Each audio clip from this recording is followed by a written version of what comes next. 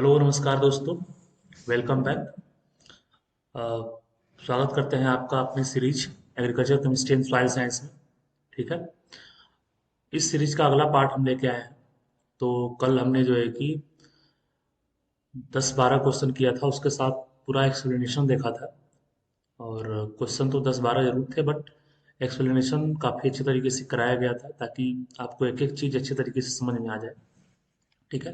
तो आगे आज हम लोग कुछ क्वेश्चन को लेके बढ़ेंगे।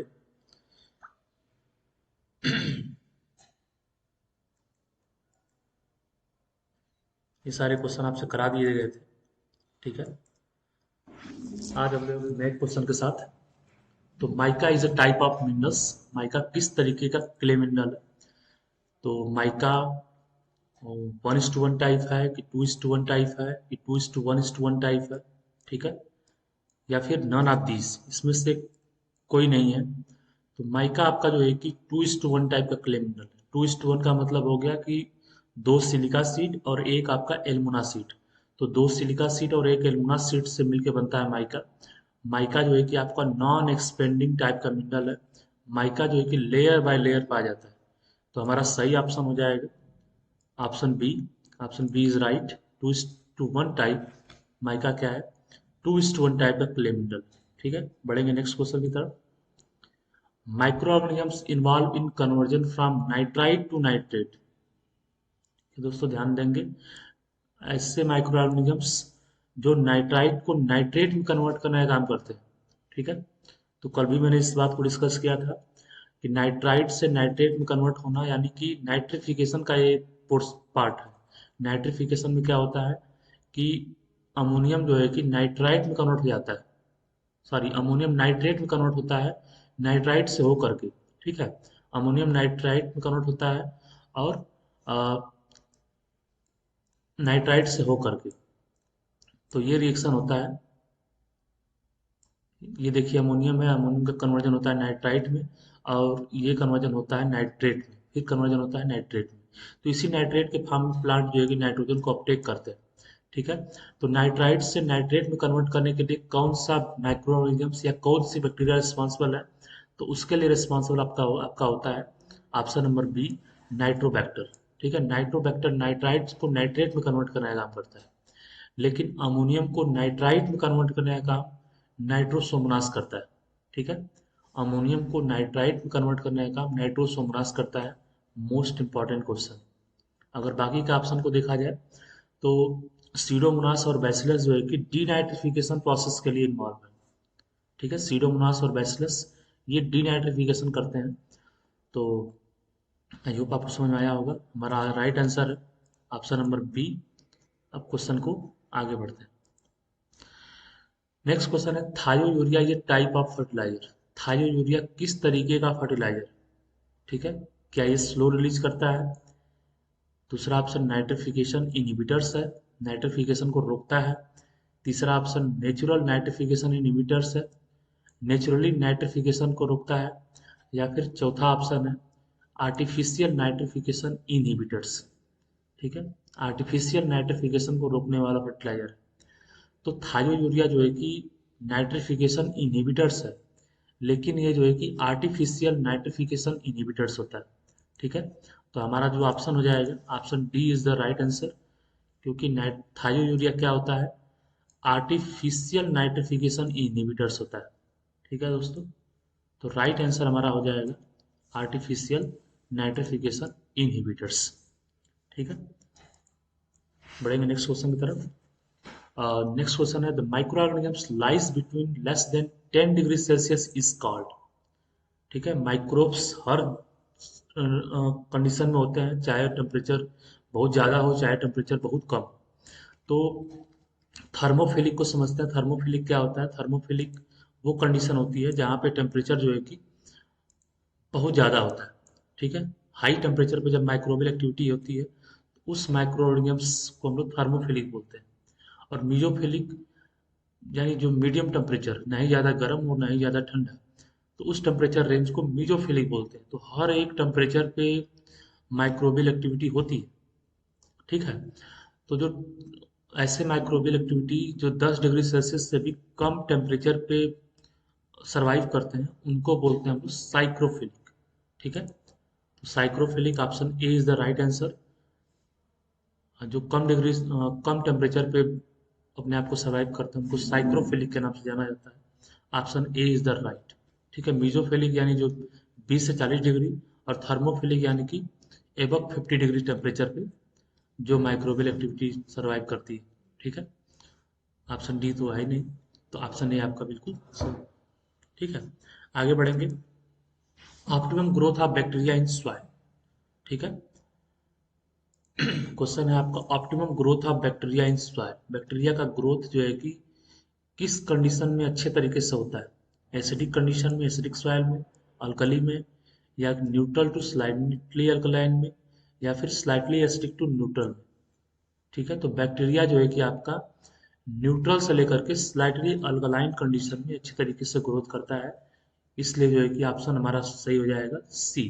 ठीक है, option C is the right answer because of bacteria grow very well in neutral to slightly alkaline. Bacteria को न्यूट्रल कंडीशन चाहिए या फिर स्लाइटली अल्कलाइन, हल्का सा अल्कलाइन कंडीशन चाहिए, यानी पीएच आपका 7 से लेकर के 8.5 तक का पीएच चाहिए। ठीक है, इस पीएच रेंज पे बैक्टीरिया का ग्रोथ काफी अच्छे तरीके से होता है। आगे बढ़ेंगे।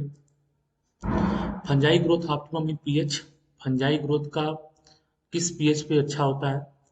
ठीक है, फंजाई ग्रोथ किस पीएच रेंज पे काफी बेहतरीन ढंग से होता है? Most important question. तो फंजाई ग्रोथ जो है कि आपका मॉडरेट मॉडरेट पीएच पे, यानी कि मॉडरेट पीएच यानी कि जो है कि 4.5 से लेकर के 6.5 पे। ठीक है, फंजाई का ग्रोथ अच्छा होता है। 2.5 से लेकर 4 काफी कम पीएच हो जाएगा। 6.5 से 7.5 इस पे तो ये तो न्यूट्रल पीएच के करीब आ जाएगा। 7.5 से 8.5 जो है कि स्लाइटली अल्कलाइन हो जाएगी। तो हमारा जो राइट आंसर होगा 4.5 से 6.5, यानी कि option number B is the right answer. ठीक है, इस पीएच रेंज में जो है कि फंजाई का ग्रोथ काफी अच्छे तरीके से होता है। फंगस खूब अच्छे तरीके से ग्रोथ करते हैं। ठीक है, तो ये पीएच जो है कि एसिडिक कंडीशन होती है। स्लाइटली एसिडिक कंडीशन में फंगस का ग्रोथ काफी अच्छे तरीके से होता है। ठीक है, तो आगे बढ़ेंगे। Aroma of earthy smell is first shower of monsoon is due to. ठीक है, यानी कि मिट्टी की जो सौंधी सौंधी खुशबू आती है वो किसके कारण आती है?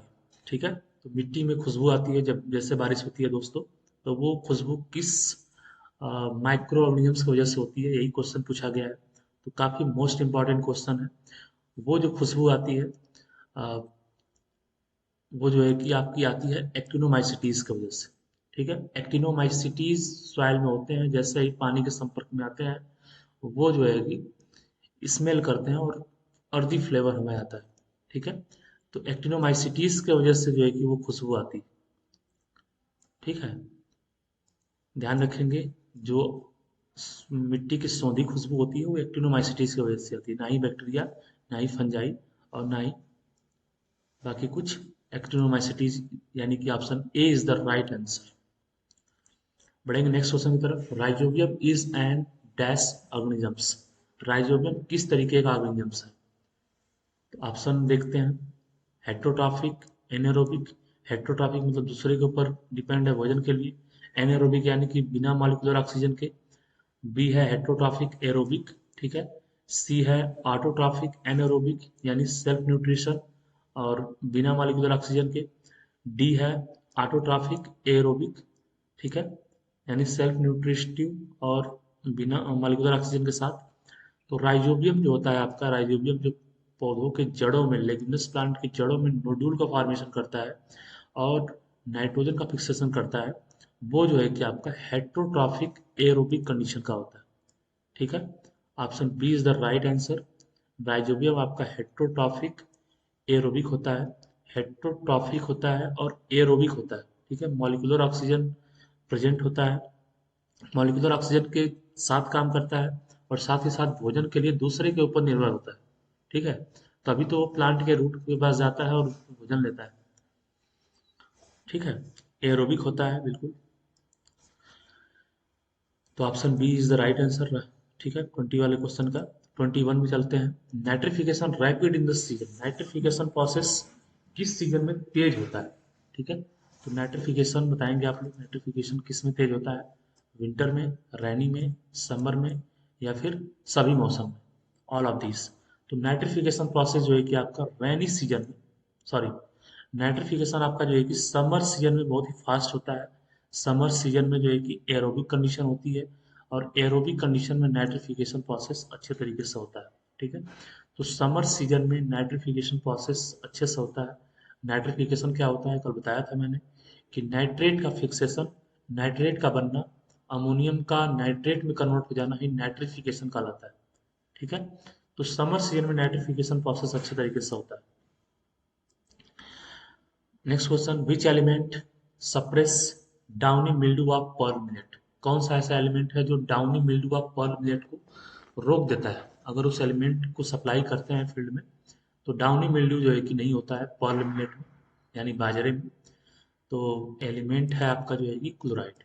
ठीक है, क्लोराइड जो है कि आपका सही आंसर है, क्योंकि क्लोराइड क्या करता है, क्लोरीन है, क्लोरीन क्या करता है, डाउनी मिल्ड्यू की ग्रोथ को रोक देता है, एंटी फंगल होता है।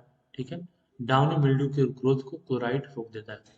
ठीक है, इसीलिए एंटी फंगल होने की वजह से ही क्लोरीन को पानी की टंकियों में भी लोग यूज करते हैं, ताकि माइक्रोबियल फ्री किया जा सके। ठीक है, आगे बढ़ते हैं। Improper development of wheat inflorescence is due to. ठीक है, जो वीट इन्फ्लोरेसेंस का इम्प्रॉपर डेवलपमेंट होता है वो किसके वजह से होता है। ठीक है, वीट का जो इन्फ्लोरेसेंस होता है उसका डेवलपमेंट नहीं हो पाता है, किस न्यूट्रिएंट की वजह से। तो अगर किसी भी प्लांट का जो है कि मैक्सिमम फ्रूट वाला पोर्शन अगर डेवलप नहीं हो रहा है, तो उसका मतलब ये हो गया कि उसके अंदर बोरान की कमी है। ठीक है, तो बोरान को आप जो है कि आंख मूंद के सही कर सकते हैं, क्योंकि बोरान ही रिस्पॉन्सिबल होता है फ्रूट के डेवलपमेंट के लिए। चाहे फ्रूट में क्रैकिंग हो रहा हो, फ्रूट जो है कि फ्रूट में रॉटिंग हो रहा हो, फ्रूट में किसी भी तरीके की बीमारी हो रही है, या फ्रूट का डेवलपमेंट नहीं हो रहा है, तो बोरान रिस्पॉन्सिबल है। तो बोरान के डिफिशियंसी से जो है कि वीट में भी इम्प्रॉपर डेवलपमेंट देखने को मिलता है, वीट इन्फ्लोरेसेंस में भी। ठीक है, तो राइट आंसर हो जाएगा बोरान। बढ़ेंगे नेक्स्ट क्वेश्चन की तरफ। Organic matter obtain, organic matter कैसे ऑप्टेन किया जाता है। तो ऑर्गेनिक मैटर को ऑप्टेन करने के लिए ऑर्गेनिक कार्बन का मल्टीप्लाई कर देते हैं 1.724 में। तो राइट आंसर आपका हो जाएगा ए। ऑर्गेनिक मैटर ऑप्टेन करने के लिए ऑर्गेनिक कार्बन को मल्टीप्लाई कर देते हैं 1.724 में। ठीक है, आज का लास्ट क्वेश्चन दोस्तों, reddish colour in muriate of potash is due to. जो म्यूरेट ऑफ पोटाश का लाल कलर होता है, रेडिश रेडिश का जो कलर होता है वो किसकी वजह से होता है। ठीक है, क्या वो पोटेशियम क्लोराइड की वजह से होता है, या फिर उसके अंदर कलर रिएजेंट को डाला जाता है, या फिर वो सिर्फ इम्प्योरिटीज होती है, या फिर ऑल ऑफ दिस। तो इसका जो राइट आंसर हो जाएगा वो हो जाएगा ऑप्शन सी, यानी कि इम्प्योरिटीज।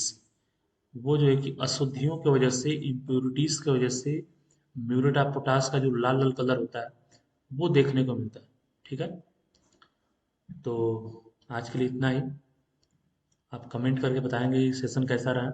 ठीक है, मिलेंगे नेक्स्ट वीडियो में, तब तक के लिए जय हिंद।